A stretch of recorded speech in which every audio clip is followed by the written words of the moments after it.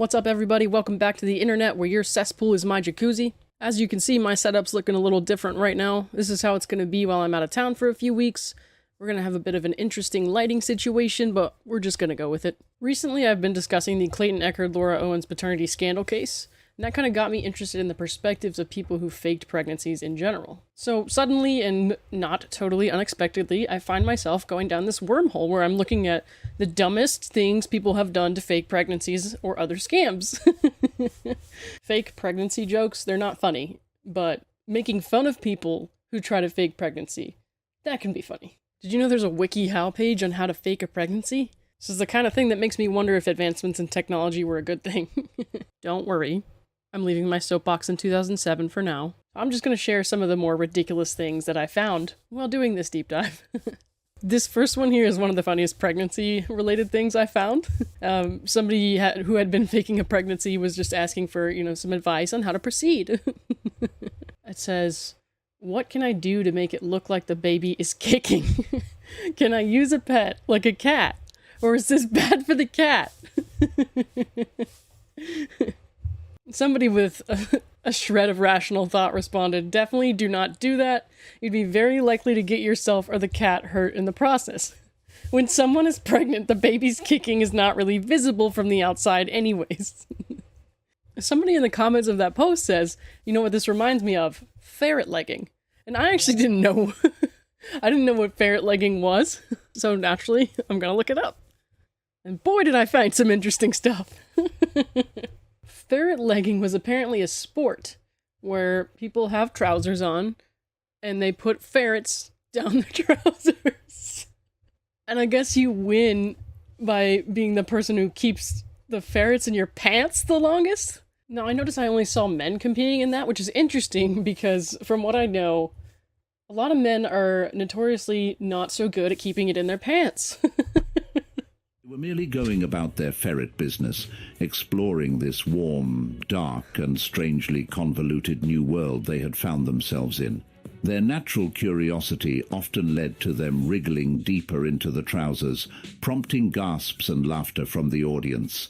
There were also stories of ferrets that had become notorious for their ferocity, earning nicknames like the Claw or the Nipper. I would have called him Marshmallow or Sparkle. Here's another dumb one I found. Using a beach ball to make a fake belly. A beach ball. Does anyone have a beach ball? I don't have a beach ball here. If you have a beach ball and you can make yourself look pregnant with it and it's like legitimately you look pregnant, please show me. Because I don't believe this would actually work. So then I got into stories about scammers being dumb or just like general scammers being tricked. This is one of my favorites. When I worked as a banker, a homeless-looking man came in asking me to notarize what he said was documentation for his new business venture.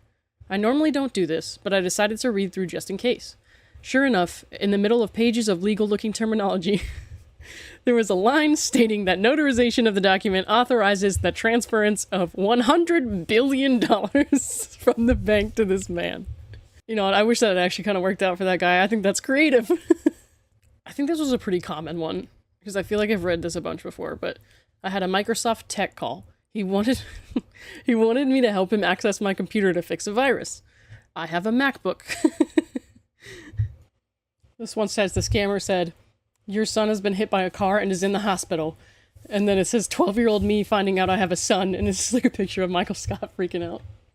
So I used to get a lot of spam texts from, I don't know if they were actually realtors looking for business or if they were like bots, but they would ask me about these properties, and they were properties my parents owned or my brother owned. I don't own any property. So eventually I got fed up and I started texting them back. And I was like, "I don't have this property anymore, but I have a couple of other properties. Can you take a look at them? And I might need help, selling them." They go, "Sure." And then so I sent back a bunch of pictures of Bikini Bottom, SpongeBob's house, Squidward's house, Patrick's Rock. Yeah, they didn't want to talk to me anymore. Anyway, that was my little brain roller coaster for the day. Did you know there's a WikiHow page on how to fake a pregnancy belly? Billy? Pregnancy Billy? Question whether or not our, I gotta keep it together. I can't. I keep thinking of like,